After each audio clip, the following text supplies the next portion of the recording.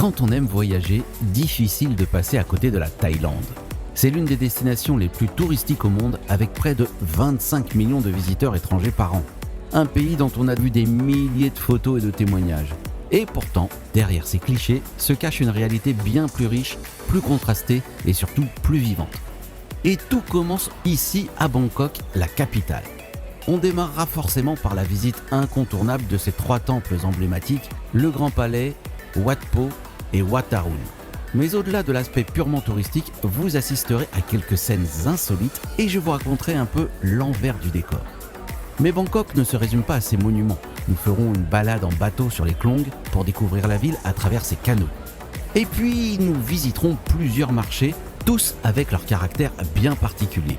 Le marché aux fleurs, le marché flottant, mais aussi un marché traversé par un train plusieurs fois par jour au beau milieu des allées. Nous ferons également un tour à Chinatown avec son temple rouge, ses rues étroites et ses marchands. Enfin, je vous montrerai à quoi ressemble Bangkok by Night.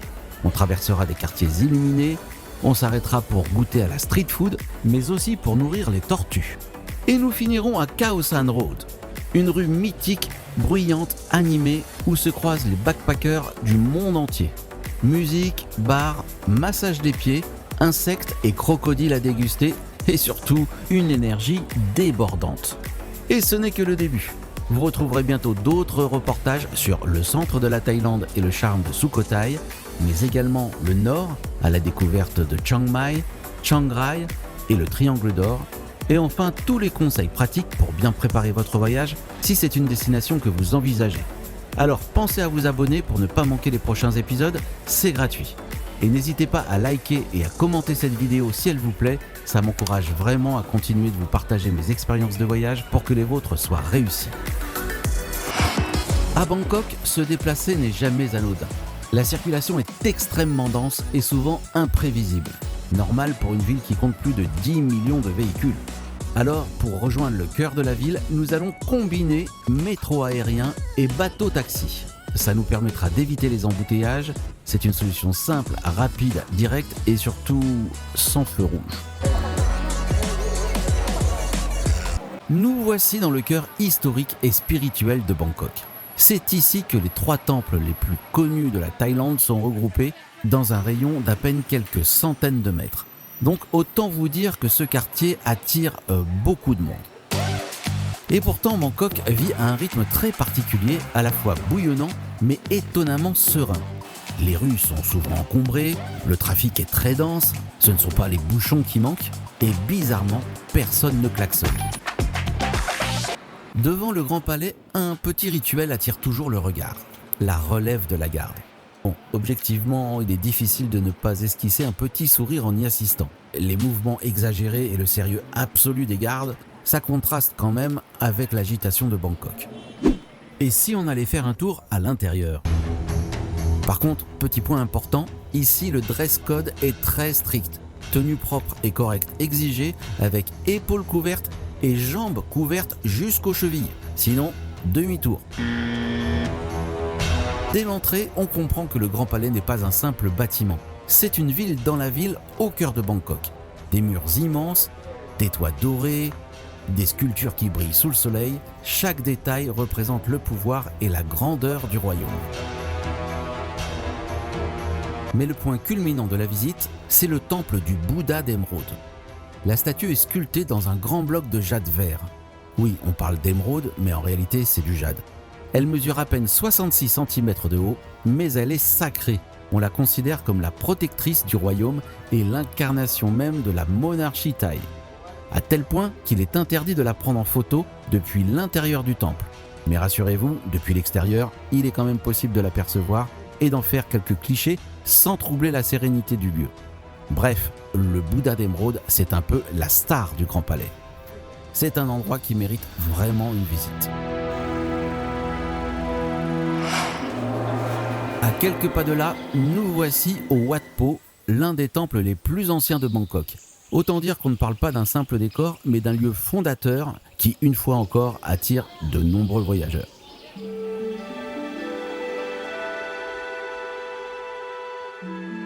Le temple est surtout connu pour abriter l'une des statues les plus impressionnantes du pays. Un Bouddha couché de 46 mètres de long et 15 mètres de haut. D'ailleurs, on le découvre progressivement. On commence par voir la tête, puis le corps, et on réalise petit à petit qu'il est immense. D'ailleurs, une question vient presque immédiatement à l'esprit. Comment a-t-on pu faire entrer un Bouddha d'une telle taille à l'intérieur d'un espace aussi étroit ? Eh bien, le secret, c'est que le Bouddha était là avant le bâtiment. Il a été construit à ciel ouvert. Une fois la statue achevée, le pavillon a été construit autour d'elle, sur mesure. Et il n'est pas trop petit. Il épouse volontairement les dimensions exactes du Bouddha, comme une enveloppe sacrée. De cette manière, le visiteur est obligé de longer la statue, lentement, dans un espace resserré propice au recueillement. Ces pieds méritent à eux seuls qu'on s'y attarde. Ils sont entièrement recouverts de nacre et décorés de 108 symboles qui représentent les 108 qualités spirituelles de Bouddha. Et puis, il y a ce petit rituel qu'on ne voit pas forcément venir, mais qu'on entend très bien. Parce qu'ici, ça teinte, tout le temps. Les fidèles, et soyons honnêtes, pas mal de touristes aussi, prennent une poignée de petites pièces et les déposent une à une dans une rangée de bols en métal. Chaque pièce représente un souhait, une intention, une bonne action. Selon la tradition bouddhiste, c'est une manière d'accumuler du mérite et accessoirement de participer à cette petite symphonie métallique. Et pendant que ça teinte encore derrière, on continue la visite. Parce que le Wat Po, ce n'est pas juste le célèbre Bouddha couché. Derrière le temple se trouve notamment une zone très spéciale qui regroupe 4 stupas royaux recouverts de mosaïques colorées. Chaque stupa représente un roi de la dynastie Chakri et ses reliques sont conservées à l'intérieur. Là, on comprend que ce n'est pas juste décoratif, mais bien une façon de rendre hommage et de montrer que pouvoir et spiritualité sont liés.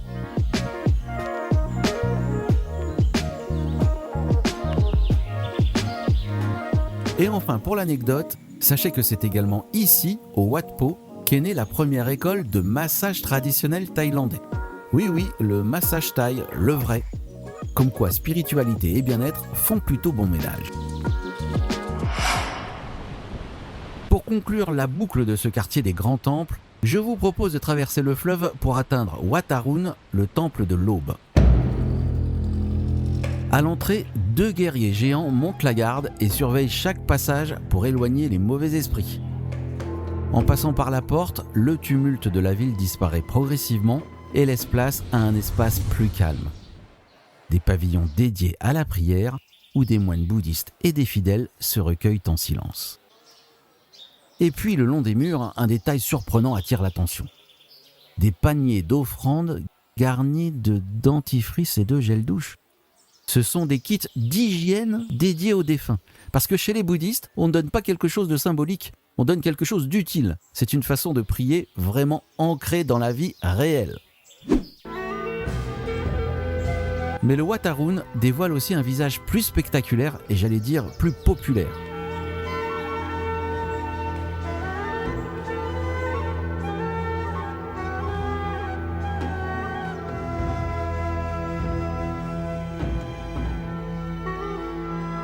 Certains en profitent pour se faire photographier en tenue traditionnelle, car à Wat Arun, se costumer fait partie de l'expérience.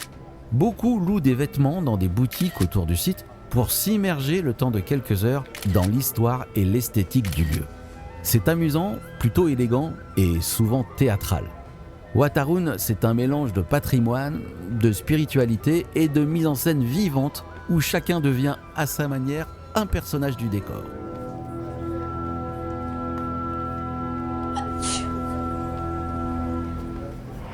Allez, on change complètement d'ambiance, direction le marché aux fleurs de Bangkok.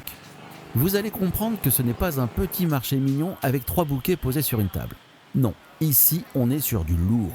C'est le principal marché de gros de la ville et surtout, il ne s'arrête jamais. Vraiment jamais. Il reste ouvert H24. Et on a l'impression d'assister à une chaîne de production. En Thaïlande, les fleurs, ce n'est pas juste décoratif, c'est culturel. Elles sont partout. Dans les temples, les voitures, les hôtels, les cérémonies et même dans la rue. Tout ce qu'on voit ici va ensuite se disperser dans tout Bangkok. Et face à de tels volumes, le marché déborde même dans la rue. Les stands sortent de la halle, s'étendent sur les trottoirs et grignotent l'espace, au point qu'on ne sait plus vraiment où ça commence ni où ça s'arrête.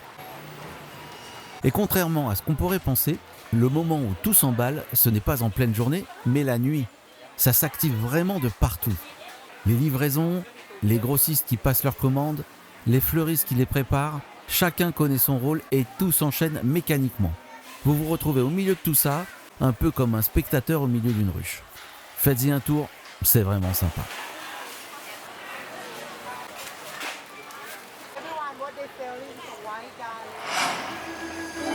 À Bangkok, tout le monde connaît le fleuve principal, le Chao Phraya. Mais il faut aussi savoir que la ville est aussi traversée par un réseau de canaux que l'on appelle les klong. Pour les explorer, on monte à bord d'une longue pirogue flashy avec un moteur plutôt bruyant, mais ça fait partie de l'expérience. Bon, c'est pas très silencieux, mais la différence, c'est qu'ici, on observe la vie au bord de l'eau. Des scènes de vie très simples, très directes.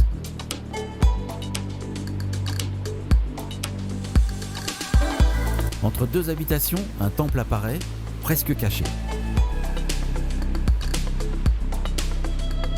Plus loin, un restaurant posé là, au bord du canal, avec vue directe sur le passage des bateaux. Et à l'ombre d'un pont, une mamie dans sa petite barque remplie de bibelots colorés. Dès qu'une pirogue passe, elle s'approche doucement, sourire aux lèvres pour vendre ses petits trésors.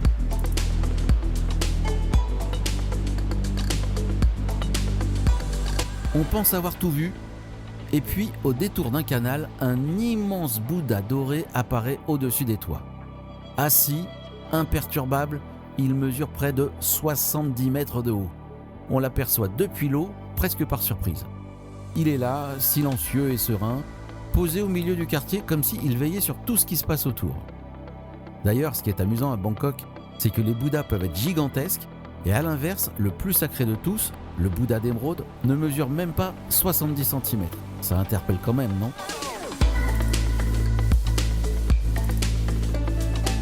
Vous l'aurez compris, une balade sur les klong, c'est une autre façon de découvrir Bangkok. Alors oui, ils ont changé avec le temps. Les maisons en bois laissent peu à peu place au béton, mais malgré ça, il reste quelque chose, une ambiance plus calme, plus intime, plus authentique. À Bangkok, l'eau reste un véritable fil conducteur du quotidien. Et c'est justement ce qui nous emmène maintenant vers un autre lieu emblématique, les marchés flottants. Ici, le canal devient une rue et les bateaux des boutiques. C'est un vrai marché, mais en version flottante. On va pas se mentir, c'est devenu très touristique. On est donc loin du petit marché local confidentiel, mais honnêtement, ça reste un spectacle assez unique parce que tout se passe sur l'eau. On n'est pas simplement sur des fruits et légumes, des épices ou du poisson vendus sur un coin de bateau. Aujourd'hui, ça grille, ça mijote, ça prépare en direct. Des soupes fumantes, des brochettes qui cuisent sous vos yeux, des plats entiers qui sortent de minuscules cuisines flottantes. Franchement, ça donne vraiment envie de goûter et il ne faut pas hésiter à vous lâcher un peu pour en profiter.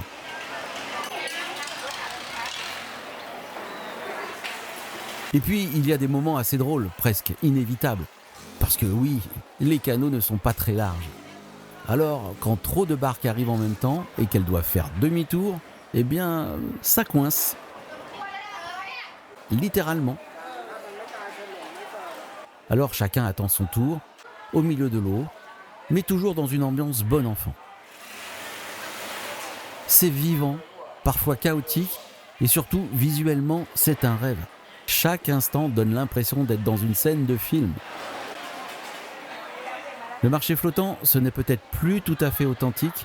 C'est vrai qu'il est organisé pour accueillir les touristes, avec des horaires adaptés, des pirogues réservées, et même des prix un peu gonflés. Mais clairement, c'est un endroit incontournable pour vivre un moment différent et ramener des photos sympas.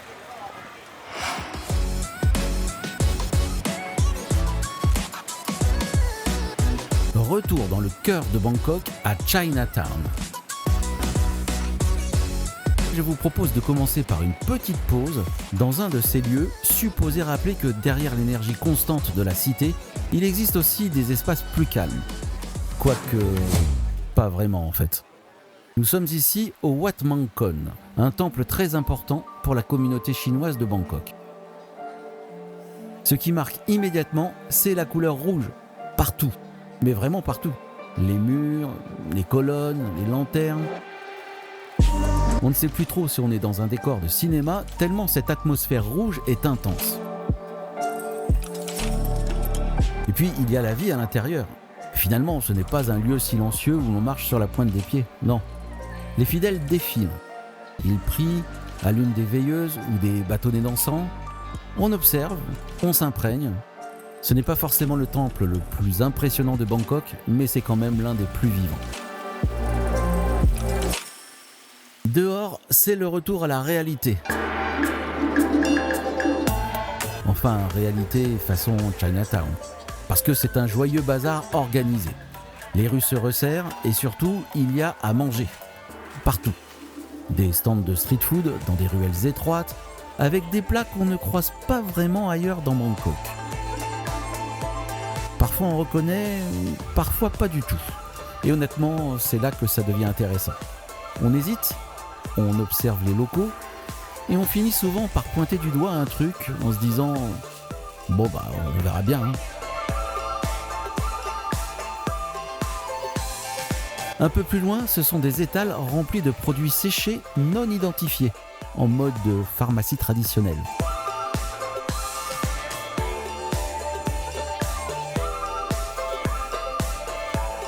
Et au milieu de tout ça, ça circule.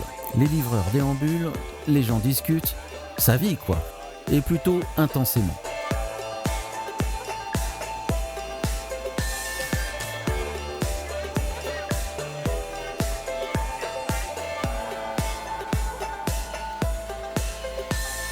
Chinatown, ce n'est pas le Bangkok de carte postale. C'est un Bangkok plus intense, plus compact, parfois un peu déstabilisant, mais qui déborde d'énergie. Impossible d'y passer sans se laisser happer. Accrochez-vous parce que vous allez maintenant vivre une scène qu'on ne voit clairement pas tous les jours. Un marché, tout ce qu'il y a de plus classique au premier regard. Des étals, des fruits, des légumes, du poisson, de la viande, des stands serrés les uns contre les autres, une allée étroite, du monde partout, ça parle, ça négocie, ça vit. Et puis, au milieu de tout ça, des rails.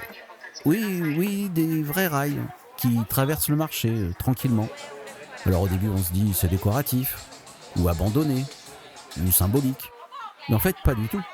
Parce qu'à un moment, on entend une voix dans les haut-parleurs, ça s'agite légèrement. Et puis, il arrive, le train. Pas un petit train touristique, hein, un vrai train qui avance doucement, très doucement, heureusement, mais qui passe littéralement au milieu du marché.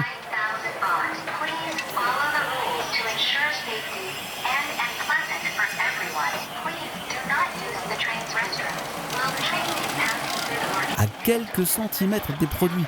Par moments, on a même l'impression qu'il va les toucher. Tout le monde doit rester derrière une ligne rouge marquée au sol. Les visiteurs un peu médusés, les habitués beaucoup plus détendus. Franchement, c'est un peu surréaliste. Puis tout se remet en place en quelques secondes. Les étals reprennent leur position initiale, les bâches se redéploient comme si rien ne s'était passé. Sauf que si, un train vient quand même de circuler au milieu du marché. Mais la vie reprend immédiatement. Les discussions se poursuivent, les achats continuent, la foule se presse à nouveau dans l'allée, tout est parfaitement normal. Ce marché, c'est un mélange improbable. Tout semble spontané et improvisé, ça donne l'illusion d'un désordre total, alors qu'en fait, chaque geste est parfaitement anticipé. Et franchement, c'est le genre d'expérience qu'on n'oublie pas et que je vous recommande. Allez, je vous montre maintenant Bangkok by Night. On va complètement changer de perspective avec plusieurs étapes pour explorer la ville autrement. Le meilleur moyen de profiter de Bangkok en soirée, c'est sans doute les tuk-tuk. D'abord parce qu'il y a beaucoup moins de circulation, donc on évite les bouchons. Et puis la nuit, il s'illumine. Quand vous montez à bord, ça vibre, vous sentez le vent sur vous et vous avez déjà l'impression d'être dans une attraction. Premier stop dans un night market. Là aussi, ça déborde de stands dans tous les sens. Ça grésille, ça sent bon. Et là, on goûte. Un peu de tout, plutôt bien cuit pour éviter les risques de tourista. Des trucs qu'on n'aurait peut-être jamais commandés tout seul, mais qui passent bien dans un marché de nuit en plein air quand on est conseillé. On remonte dans le tuk-tuk et on repart. Deuxième arrêt, un petit temple local, le Wat Prayun. Un grand stupa blanc, illuminé par les néons, et surtout, plus aucun touriste. Tout est calme, surtout après l'agitation du marché. Juste à côté se trouve un petit jardin avec un détail assez inattendu. On peut donner à manger aux tortues. Oui, au milieu d'un temple, en pleine nuit, à Bangkok. Logique.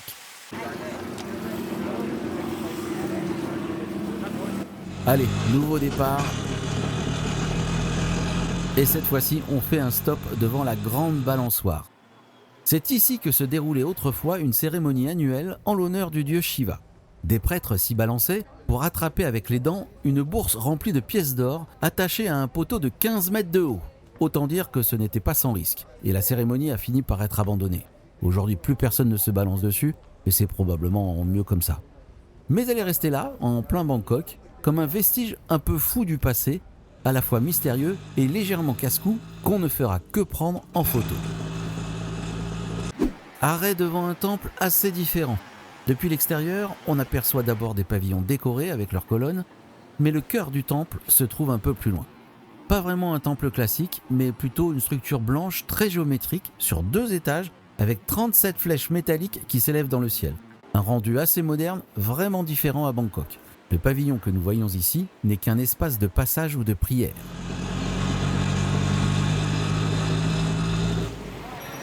Et enfin, dernière étape, retour à Chinatown.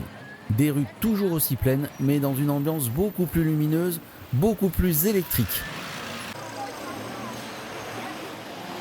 Les enseignes brillent de 1000 feux et la street food envahit littéralement les rues.